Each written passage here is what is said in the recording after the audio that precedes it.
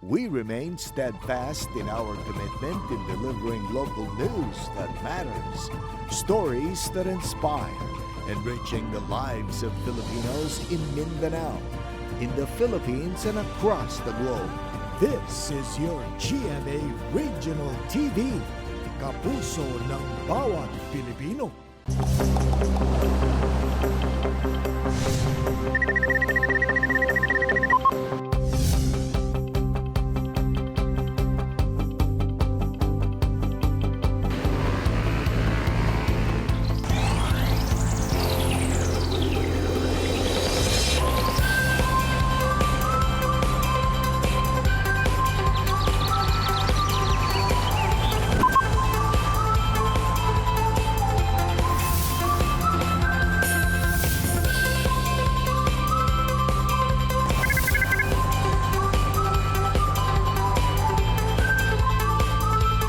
Kini ang At Home with GMA Regional TV. Maayong buntag mga kapuso all over Mindanao. Labi na sa mga kapuso sa General Santos City o Cotabato City. Sa may buntag! Maayong buntag sab Jill, ato sab kumustahon ang ato mga kapuso sa Parang ug Patikol sa Sulu Province. Mga kapuso, gawas sa backyard gardening. Nanasay bago nga ni patok karon nga gitawag nga aquascaping. Atong makauban unya taod-taod ang nahilig niini si Sir Jeboy Razo sa Cagayan de Oro City. Samtang say sa matag pageant ang matag kandidata magkumpit gayud aron masungkit ang corona. Apan nasayod ba mo kapuso nga usa ka taga Davao de Oro Province ang nag-create og mga corona sa nagkadaiyang pageants dinhi sa Mindanao? Atong sayron ang istorya sa crown maker nga si Tres Cartera. Og makauban at si Resi sa Besto si kapusog Crystal Paras. Sayog mga kapuso, karong Wednesday morning, lahi na sab nga pagkaon ang atong itampok sa Kumbira Express. Naa na ba mo'y nahuna-hunaan nga lutuon mga kapuso para sa inyong paniudto? Kung wala pa, hatagan kita og idea ni Marites Estrada sa Cagayan de Oro City. Di ba, Say? Tama ka na Jill, kay lutuan kita ni Marites og pinauga o pinamala nga sutanghon. Ang buntag mga kapuso, atong baton karon magluto ta og minala nga sutanghon. Ang atong mga ingredients mao ni first ang cooking oil, ahos, onion, and shredded nga chicken, prawn nga dipilled na siya, tapos soy sauce and chicken stock, tapos vermicelli and pinansit. Sunod ang onion.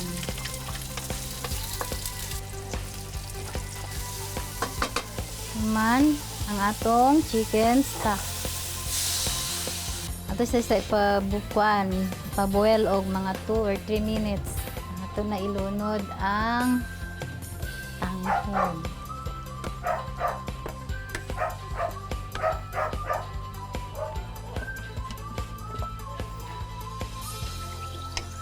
Dili siya pwedeng ipadugay kay malata man siya.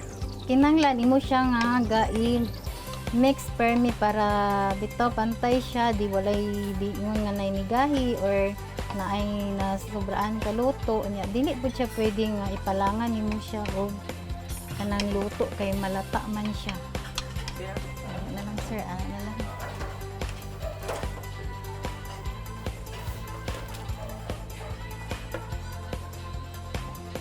Mga kapuso, na atong lamian nga sutanghon. Naluto na gid siya, pwede na siya kaunon. Mga kapuso, likod sa mga pageant nga ginaatangan gayod sa mga Mindanawan, grabe ang pagpangandam sa matag kandidata sa usa lang katumong, ang maangkon ang corona. Og usa ka taga Davao de Oro Province di ay ang nagahimo og mga corona sa nagkadaiyang pageants dinhi sa Mindanao. Atong ilailahon si Tres Cartera. Sir Tres, may buntag og dayon sa At Home with GMA Regional TV. Kamusta, sir? Okay lang, may buntag po sa tanan, kapusong Mindanawan. Sir Tres, unang-una, how young are you katong na-discover nimo ang imong interest sa pag-create og mga crowns?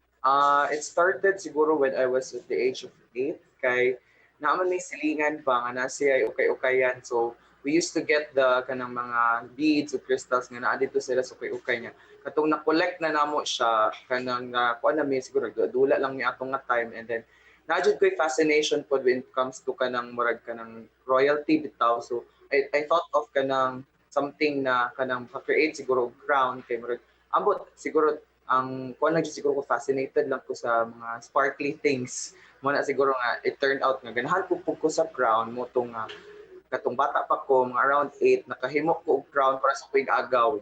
O gikan sa imuhang childhood journey, sir, no, paunsa ba ka nagsugod sa paghimo og corona para sa mga dagko ng mga pageants? It started out in 2010. Diri gihapon sa mua sa Nabunturan kay naamang good toy pageant wherein nangita sila og crown that would like represent gikan jud siya sa Nabunturan. So nakadungog man ko sa kong friend, and then suggest po sa katong former teacher nako kay so dito nagsugod na, and then from there na butang siya sa tourism office, and then ang mga tourism officers mag-visit diri sa tourism office, and then dito nagsanga-sanga nang ay pwede din magpahimo crown sa iyaha. Pero ikaw ba, sir, paunsa ba nimo gina-conceptualize ang pagbuo og mga corona? Usually sir kanang mag-contact man ang clients, and then usually naman sila team, so I just para mas easier for me to conceptualize the crown kaya I usually draw the design man gud and then I lay it down nga mo ni siya ang concept. And just so everyone will know, sir, no, can you please name ang pipila ka mga pageant nga ikaw ang naghimo og corona? 28 ang Mutya ng Davao, Hiyas sa Kadayawan 2018, 2020 to present. I also did the special crown for Reina Davaueña that was one that like for last year. Although wala nag-pageant, pero they commissioned me to do a crown for it. And Miss Lanao del Norte, and what else? Most of the municipalities here in Davao de Oro, basically sa kuanjod sa diri sa Nabunturan, kay taga diri man ko, and then mga kasikbit pod nga mga munisipalidad. Well, so karon no, nakabalo nami nga imuha dito mga creations ang corona sa na-mention nimo nga mga pageants na. Og sir, unsa ba ang mga materials nga imong sagad nga ginagamit sa pagbuo og corona? Usually ana sir kay sa una mangita jud ko og kanang mga accessories nga kanang pwede na po siya malangkap or mahimo kay gipangita na nako siya diri lang sa pinaka easier is Davao man, pero it's a hard thing to find materials good, especially nga kanang naay gusto nga specific jud ang gusto sa clients. Pero karon ang akong ginabuhat is naga-adjust ko with the design nga mo mas dali siya for me to incorporate the materials. Sir, unsa ba kakuti ang paghanay sa mga detalye aron mabuo ang usa ka corona? Dili man jud ka ay super ka meticulous, pero it's siguro kay kanang based on experience na amang goy ubang mga clients that are very particular nga with the kanang insist can neat kay it has to be, the term nila is microscopically clean jud siya kay na especially karon ni HD man gud ang mga gadgets with camera, so kanang kuan kay sila ana as much as possible ang mga glue kay pwede kanang dili jud siya maklaro or dapat tapunan jud siya ana siya. So siguro dala lang pud na siya nga ang demand sa clients nga siguro pud kanang background pud na po sa una kay I work on kanang laboratory, so kanang dapat kanang limpyo jud siya in terms of output. Sa isa ka crown, sir, mga unsa ba kadugay ang paghimo og ginaunsa sabdi mo pagsiguro nga nag-reflect kini sa LGU ingon man grupo nga ginarepresenta ni ini? Ang per crown depende siya sa design o sa kadaghan, but for one crown usually from the design to or conceptualization, the concept is actually kay hunahon pa magud siya, like it takes time to conceptualize, especially pag mag-research pa ka about sa kanang lugar. Sir, para sa imuha, unsa ba ang simbolismo sa usa ka corona? For me, I did a research about the crown and I understood very well na but as somebody of social stature, when it's kanang crown, it's parang half divine. So it's appointed or kanang like he is blessed to do the responsibility. So bearing a crown is also bearing a responsibility. So I think beyond sa iyang glittering effects or some it's the responsibility that's being put onto you when you're being crowned. Daghan kayong salamat Sir Tres imong oras ug higayon nga gihatag sa At Home with GMA Regional TV ug amping permi sir. Okay, salamat po kaayo sir ug sa tanan kapuso. Sila sa mga kapuso, mubalik pa ang At Home with GMA Regional TV. Kini ang At Home with GMA Regional TV. Best start tayo ng mga kapuso, kauban si Attorney Resi Rizada. Resi!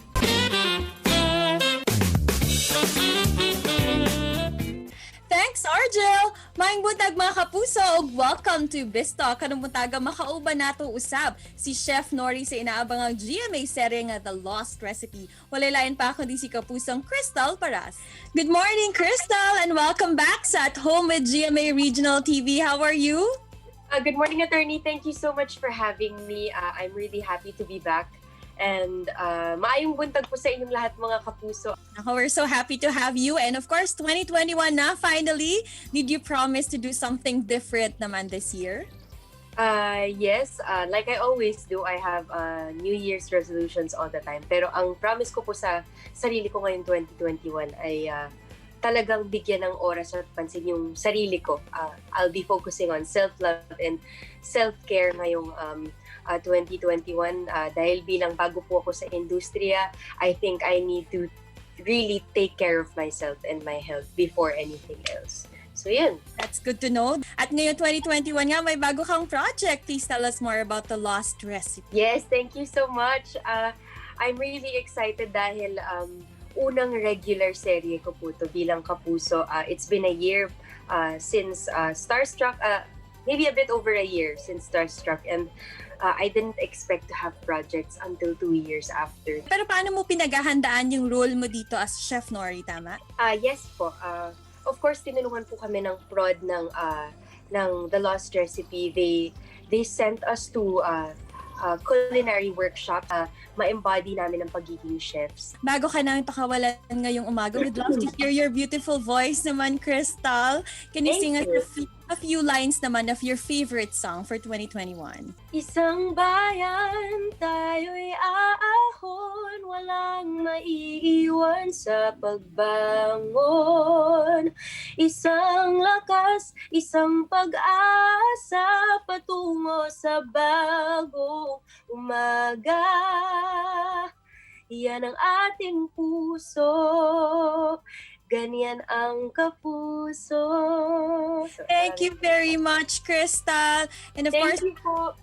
thank and invite naman everybody to follow and support you sa yung social media accounts and on your future projects as well. Yes, thank you, Attorney. I'd like to invite everyone to please follow me on my social media accounts. It's at Crystal Paras on Facebook, Instagram, and Twitter. And I would like to ask you, mga kapuso, to please like and follow the page, the fan page of The Lost Recipe sa Facebook. Nagan kayong salamat, Crystal. It's really delightful to have you every morning. Thank you. Thank you so much po. And that was Crystal Paras, mga kapuso. Tutok lang kay mabalik pa ang At Home with GMA Regional TV. Kini ang At Home with GMA Regional TV.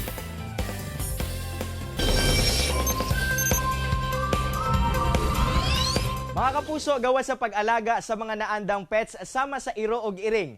Di sabi kalimod nga usa ang pag-alaga og mga isda sa mga gikalingawan sa atong mga kapusong Mindanawan. Og sanglit ang mga alagang isda sagad ginabutang sa mga aquarium sa panimalay o opisina.